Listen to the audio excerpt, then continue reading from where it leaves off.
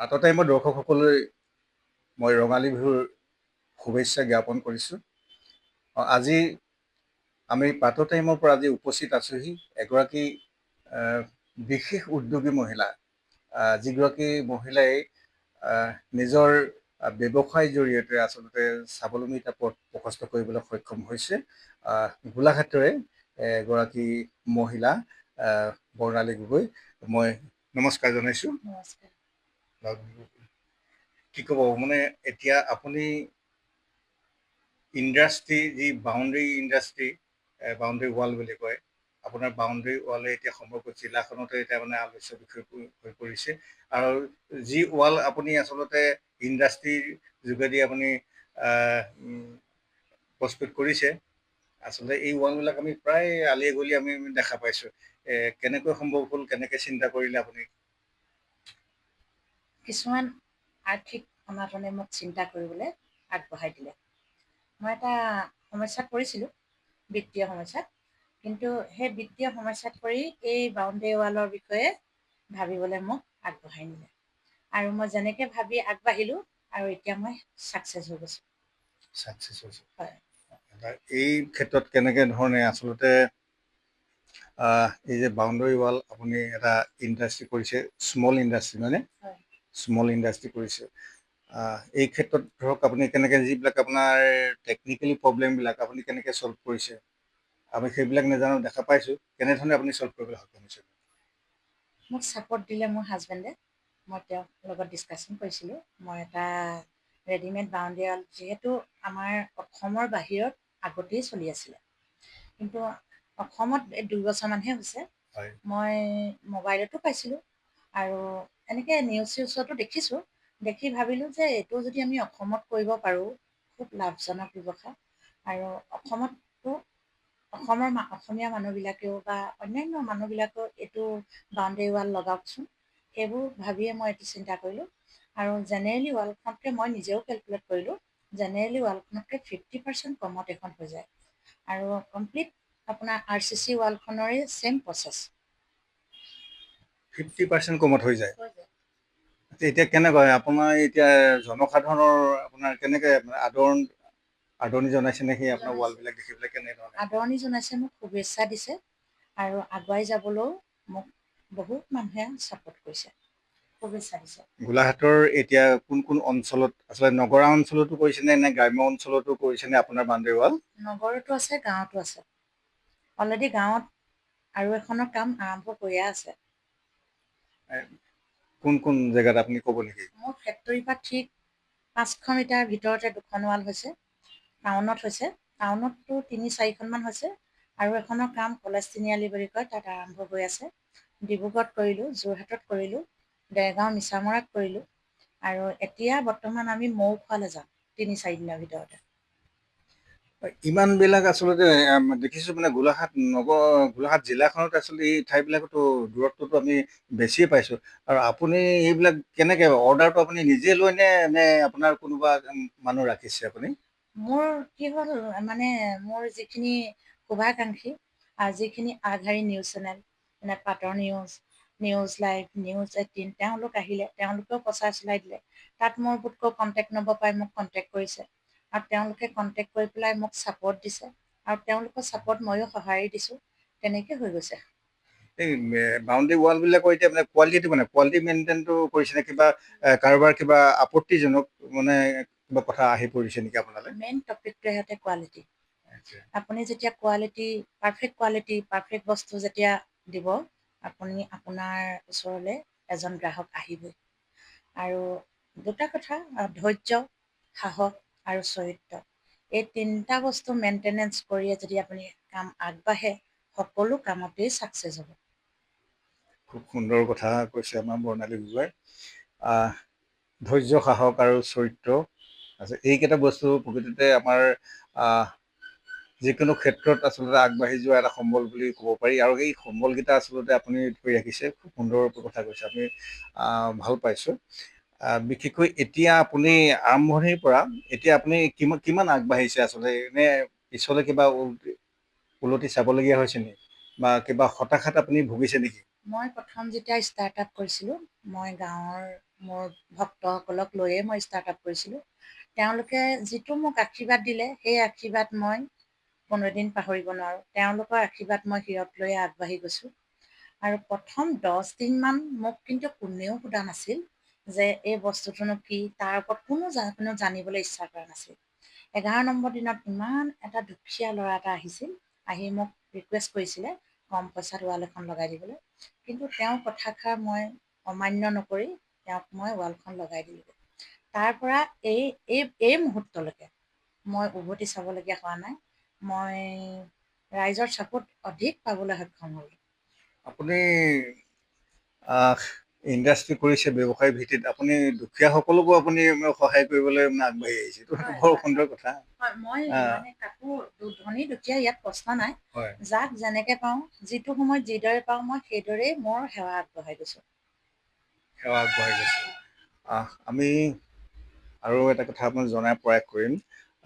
বিশেষকৈ এতিয়া ধৰক আপোনাৰ যিহেতু ইণ্ডাষ্ট্ৰিটো ক্ৰমান্বয়ে আপোনাৰ বৃদ্ধি পাই আহিছে আৰু বিভিন্ন অঞ্চলত আমি দেখা পাইছোঁ আপোনাৰ বাউণ্ডেৰী ৱাল, আপোনাক ধন্যবাদ জ্ঞাপন কৰিছোঁ আমি।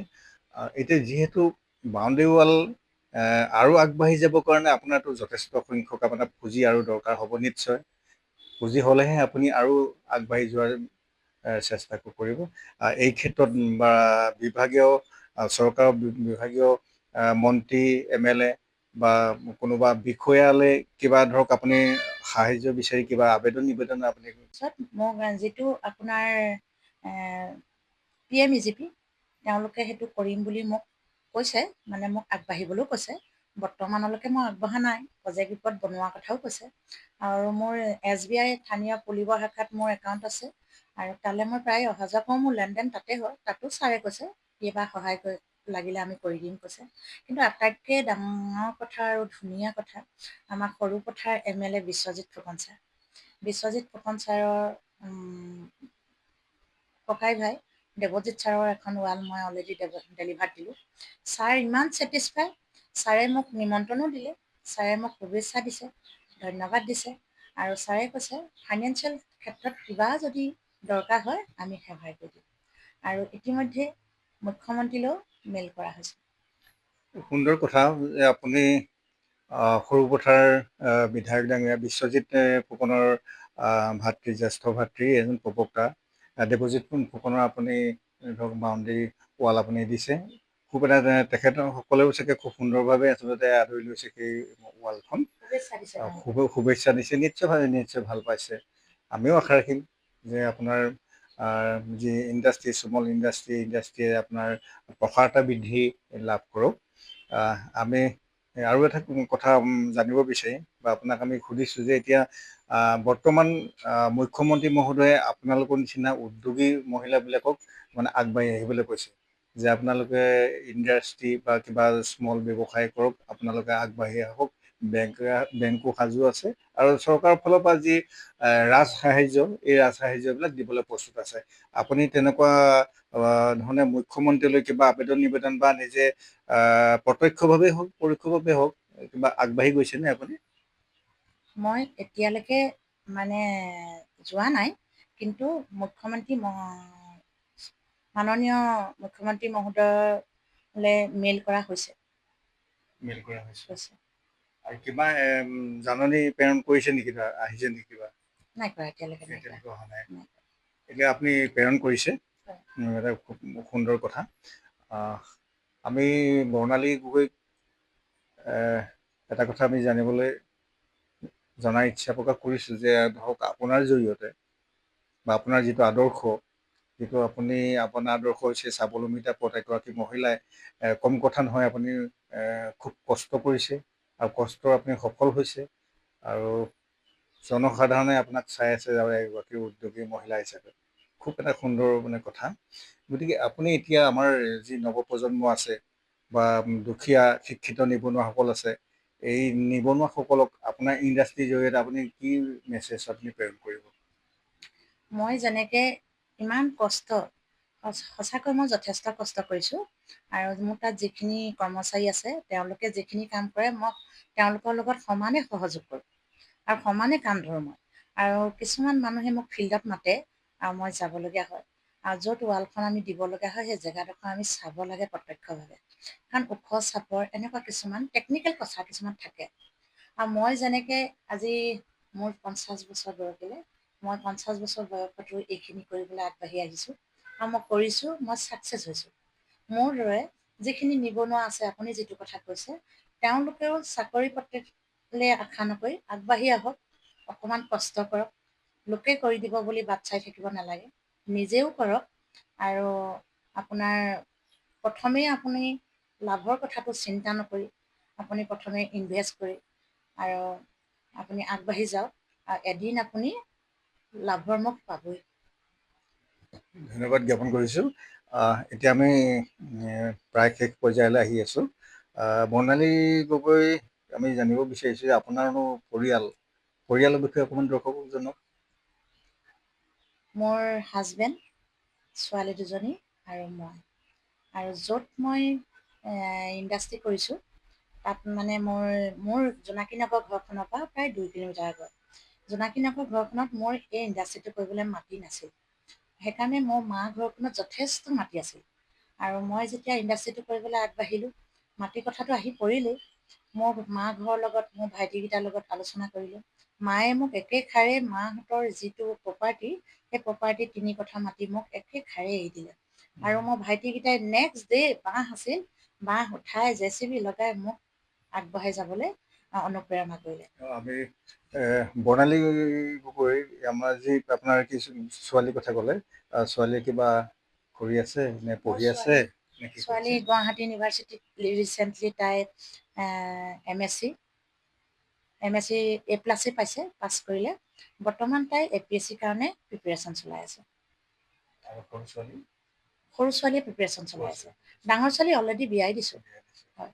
হয়, খুব সুন্দৰ কথা। আমাৰ বৰ্ণালী গগৈ কন্যা APSCৰ কাৰণে প্ৰস্তুত কৰি আছে, আৰু বিশেষকৈ বৰ্ণালী গগৈ মানে শিক্ষিতা মহিলাই, কিন্তু বিশেষ উদ্যোগী। আমি ভাল পাইছোঁ। আমি পাৰ্ট টাইমৰ দৰ্শকসকলক আমি আহ্বান জনাইছোঁ যে আপোনালোকে চাই থাকিব। আমি বৰ্ণালী গগৈৰ সৈতে যি আচুতীয়া সাক্ষাৎ গ্ৰহণ কৰিলোঁ, আৰু তেখেতৰ যাতে ইণ্ডাষ্ট্ৰিয়ে ক্ৰমান্বয়ে প্ৰসাৰতা বৃদ্ধি লাভ কৰে আৰু চৰকাৰৰ যাতে দৃষ্টিগোচৰ হয়, আমি তাৰে কামনা কৰিছোঁ। আজিলৈ আমি ইমানতে আপোনাৰ পৰা বিদায় মাগিছোঁ। অসমৰ সংবাদ জগতখনৰ বাবে এক সুখৰ খবৰ। আপোচবিহীন ৰাইজৰ কণ্ঠ সাপ্তাহিক কবচ পুনৰ এবাৰ অসমৰ ৰাইজৰ মাজলৈ।